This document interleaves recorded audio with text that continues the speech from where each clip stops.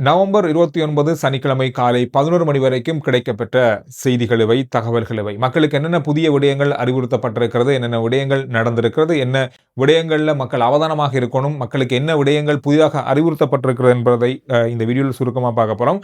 இந்த 4 நாட்கள்ல மட்டுமே இந்த அசாதாரண சூழல் காரணமாக உயிரிழந்தவர்கள் எண்ணிக்கை 123ஆக அதிகரித்திருக்கிறது என்று காலை 11:30க்கு வந்த இறுதியான தகவல் அடிப்படையில் இந்த தகவல்கள் வெளியாகி இருக்கிறது. 126 பேர் இதுவரையில காணாமல் போயிருப்பதாகவும் சொல்லப்பட்டிருக்கு. கண்டியில 51 மரணங்கள் பதிவாகி இருக்கு. பதுளையில 35 மரணங்கள். ஒட்டுமொத்தமாக நாடு முழுவதும் 123 மரணங்கள் இதுவரையில பதிவாகி இருப்பதாக செய்திகள் வந்திருக்கு. அதோட சற்று நேரத்துக்கு முன்பு இன்று காலை 9:30 மணி அளவில் கண்டி அக்கும்புற கல்கொட்டுவ பகுதியில் ஒரு பாரிய மண் சரிவு ஏற்பட்டிருப்பதாக உறுதிப்படுத்தியிருக்கிறது போலீஸ் தகவல்கள் மூலமாக. இந்த பகுதிக்கு மீட்பு பணிகள் செல்ல முடியாத நிலைமை ஏற்பட்டிருக்கிறது. காரணம், அங்கு இன்னும் ஆபத்துக்கள் ஏற்படலாம், இன்னும் மண் சரிவுகள் ஏற்படலாம் என்ற அபாய எச்சரிக்கை இருக்கிறது. வெள்ளம் காரணமாக, அங்கு பெய்து கொண்டிருக்கின்ற மழை காரணமாக மீட்பு குழு அந்த பிரதேசத்துக்கு செல்ல முடியாத நிலை ஏற்பட்டிருப்பதாக சொல்லப்பட்டிருக்கு. இது ஒரு பாரிய மண் சரிவாக ஏற்பட்டிருப்பதாக உறுதிப்படுத்தப்பட்டிருக்கிறது. முடிந்தளவு மீட்பு பணிகள் விரைவாக நடத்தப்படும் அப்படின்ற மாதிரி சொல்லியிருக்காங்க. இதுல எத்தனை பேர் சிக்கியிருக்கிறாங்க, உயிரிழப்புகள் எதுவும் இடம்பெற்றிருக்கிறதா என்பது தொடர்பில் இதுவரையில தகவல்கள் வெளியாகல. அதே போல அரநாயக்க அம்பலாங்கந்த பகுதியில 120 பேர் அந்த பிரதேசத்தில் சிக்கியிருக்கிறார்கள்.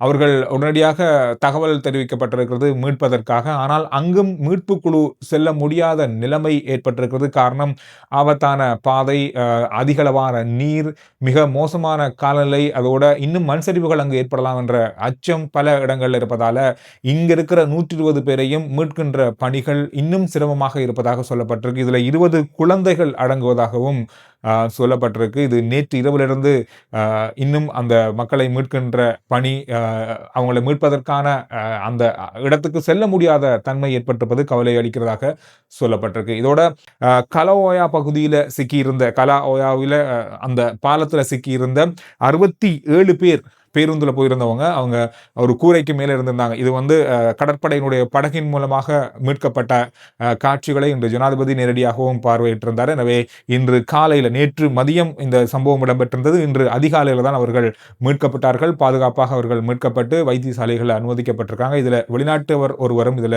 இருந்ததாக சொல்லப்பட்டிருக்கிறது. அதோடு இன்று காலை 9:30 மணி வரைக்கும் கிடைக்கப்பட்ட செய்தியின் அடிப்படையில் கடந்த 24 மணி நேரத்தில் அதிகளவான வெள்ளப்பெருக்கு, இலங்கையினுடைய வரலாற்றிலே இல்லாத அளவான பெரிய பாரியளவான வெள்ளப்பெருக்கு ஏற்பட்டிருக்கிறது. குறிப்பா கலனி கங்கையின் அருகில் உள்ள கிராமங்கள், நகரங்கள், குறிப்பா கொட்டாவ, வெள்ளம்பிட்டிய, கொலன்னாவ, வத்தல, மோதர, மட்டக்குழிய, இந்த மாதிரியான மிக முக்கியமான பகுதிகள் நீரினால் மூழ்கப்பட்டிருக்கிறது. குறிப்பா 20 அடிக்கு மேற்பட்ட அளவான நீர்மட்டம் உயரலாம் சொல்லப்படுகிறது. இன்னும் நீர் மட்டம் அதிகரிப்பு, கொழும்புல பல இடங்களில் இப்பொழுது மழை குறைந்திருக்கிறது. ஆனாலும் கூட அதிகளவான நீர் இந்த கங்கைகளிலிருந்து, நதிகளிலிருந்து வருவதால இன்னும் வெள்ளப்பெருக்கு அபாயம் தொடர்ச்சியாக வருகின்ற 24 மணித்தளங்களுக்கு விடுக்கப்பட்டிருக்கிறது. கழுகங்கை, அத்தனகலகங்கை, மகாஓயா ஆகிய நீர்நிலைகளிலிருந்து அந்த பிரதேசத்தில் இருக்கிற மக்களுக்கு அபாய எச்சரிக்கை விடுக்கப்பட்டிருக்கிறது. குறிப்பா கம்பஹா இன்னும் அதிகளவான வெள்ளப்பெருக்கின் காரணமாக மூழ்கலாம் அப்படின்ற மாதிரி எதிர்வு கூறப்பட்டிருக்கு. அங்க இருக்க மக்கள் இப்பொழுது பாதுகாப்பாக அங்கிருந்து வெளியேற்றப்பட்டிருக்காங்க. இருந்தாலும் அங்கு இருக்கிற மக்கள் தொடர்ச்சியாக இதன் மூலமாக வழங்கப்படுகின்ற செய்திகளை அவதானமாக கண்காணிக்க வேண்டும் அப்படின்ற அடிப்படையில் வலியுறுத்தப்பட்டிருக்கிறது. இன்னும் ஒரு முக்கியமான செய்தி, கலனி கங்கையினுடைய நீர்மட்டம் 7 அடிக்கு மேலே சென்றால் அம்பத்தலை சுத்திகரிப்பு நிலையத்திலிருந்து வர நீர் செயற்பாட்டினுடைய பாதிப்புகள் பெரிய அளவாக ஏற்பட வாய்ப்புகள் இருப்பதால கொழும்பினுடைய பல பகுதிகளுடைய நீர் விநியோகம் செய்வதில் சிக்கல்கள் ஏற்படாமல் என சொல்லப்பட்டிருக்கு. பாவனையாளர்கள் தண்ணீரை சிக்கனமாக பயன்படுத்தும்படியும் தேவைப்படும் அளவில் தண்ணீரை சேமித்து வைத்துக் கொள்ளும்படியும் கேட்டுக்கொள்ளப்படுகிறது. ஆனாலும் கூட இப்பொழுது நிலைமை கட்டுப்பாட்டுக்குள் கொண்டு வருவதற்கான செயற்பாடுகள் செய்யப்பட்டு வருவதாக நீர் வளங்கள் வடிகால் அமைப்பு சபை பக்கமாக கிடைக்கப்பட்டிருக்கின்ற தகவல் தெரிவித்திருக்கு. அதோட 25% மின் இணைப்புகள் துண்டிக்கப்பட்டிருக்கிறது. கிட்டத்தட்ட 70 லட்சம் குடும்பங்களுக்கான மின் இணைப்பு துண்டிக்கப்பட்டிருப்பதாகவும் இதை மீள் இணைப்பதற்கான நடவடிக்கை மிக விரைவாக நடந்து வருவதாக மின்சார சபை பக்கமாக சொல்லப்பட்டிருக்கிறது. ஸ்ரீலங்கா டெலிகாம் பக்கமாக ஃபைபர் கேபிள்கள் பல இடங்களில் சேதமடைந்திருக்கிறது. இதன் காரணமாக இணைப்பு, இன்டர்நெட் இணைப்பில் பாரிய சிக்கல் ஏற்பட்டிருக்குது. ஆனாலும் கூட அதை மீட்கின்ற நடவடிக்கைகளை மிக விரைவாக மேற்கொண்டு வராங்க. இதில் இன்னும் ஒரு முக்கியமான கவலைக்குரிய விஷயம் என்னன்னு சொன்னா, இலங்கையில் இருக்கிற செல்போன் நிறுவனங்கள் மக்களுக்கு இந்த நேரத்துல எந்த அளவு சேவைய வழங்கணும். ஆனா, எங்கேயுமே கவரேஜ் இல்ல. எங்கேயுமே ஃபோன் கால் பண்ண முடியாது. இன்டர்நெட் வேலை செய்ய மாட்டேங்குது. இந்த மாரியான ஒரு பின்தங்கிய ஒரு என்ன சொல்றது? மிக ப கேவலமான ஒரு நிறுவனங்கள் தான் நம்ம நாட்டுல இருக்கு. அதிக அளவான வாடிக்கையாளர் கொண்ட செல்போன் நிறுவனம், அதிக மக்கள்ட்ட இருந்து பணம் எடுக்கிற நிறுவனம், கரண்ட் மின் இணைப்பு இணைக்கப்பட்டு ஒரு நாளாகியும் கூட இன்னும் கவரேஜ் கொடுக்கப்படாம முடியாம இருக்கிற நிறுவனம். இந்த இக்கட்டான சூழல்ல வயர் மூலமாக கொடுக்கப்படுகின்ற மின்சாரமே மக்களுக்கு போகுது. டெலிஃபோன் அதாவது ஃபைபர் மூலமாக இன்டர்நெட் போகுது. டெலிஃபோன் போகுது. ஆனா டவர் மூலமாக சிக்னல் குடுக்கக்கூடிய நிறுவனங்கள் ஆஃப் பண்ணிட்டு வீட்ல இருக்காங்க. ஆப்பிரிக்காவுல கூட இப்படி நடக்குமான்னு தெரியாது. அந்த அளவுக்கு இருக்கு. ஆப்பிரிக்கா மாதிரியா இருக்கு நம்ம நாடு.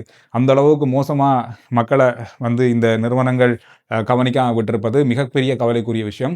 இதுல மொபிடெல் நிறுவனம் சிக்னல்கள முடிந்த அளவு கொடுத்திருக்காங்க. மொபிடெல் சிம் பாவிக்கிறவங்களுக்கு ஓரளவு சிக்னல் வருது அப்படின்ற மாரி சொல்லப்பட்டிருக்கு. ஆனா, இலங்கையில் இருக்கிற மற்ற நிறுவனங்கள் பத்தி யோசிச்சு பாருங்க. அரசாங்கம் இவங்களுக்கு எதிரா கேள்வி கேட்டு, ஏன் இக்கட்டான சூழல்ல இந்த மாரி ஒரு விஷயத்த உங்களால செய்ய முடியாம போனது என்று கேள்வி கேட்டு, அதுக்கு தண்டப்பணம் வரணும் இந்த மாரி நிறுவனங்கள்ட்ட. பாதிக்கப்பட்ட மக்களை மீட்பதற்காக இந்தியாவினுடைய விமானம் மூலமாக இன்று காலையில மீட்பு குழு ஒன்று வந்திருக்கிறது. 74 ஆண்கள், 4 பெண்கள், 4 மோப்ப நாய்கள் உள்ளிட்ட இந்த குழு இந்தியாவிலிருந்து இலங்கைக்கு வந்திருக்கிறது. இவங்க உடனடியாக மீட்பு பணிகள்ல ஈடுபடுவாங்கன்னு சொல்லப்பட்டிருக்கிறது. 12 டன் நிறையுள்ள பொருட்கள் கொண்டு வரப்பட்டிருக்கிறது. உணவுப் பொருட்கள் மற்றும் மீட்பு பணிகளுக்கான பொருட்கள், கூடாரங்கள் என்று ஏராளமான பொருட்கள் இந்தியாவிலிருந்து கொண்டு வரப்பட்டிருக்கிறது. ஒரு அணி நேரடியாகவே இந்தியாவிலிருந்து வந்திருக்கிறது. எனவே இந்த விஷயமும் இன்று நாள்ல பார்க்கப்பட்ட சற்று நேரத்துக்கு முன்பு கிட்டத்தட்ட 11:30 மணி வரைக்கும் பெறப்பட்ட தகவலின் அடிப்படையில இந்த செய்திகள் அமைந்திருக்கு.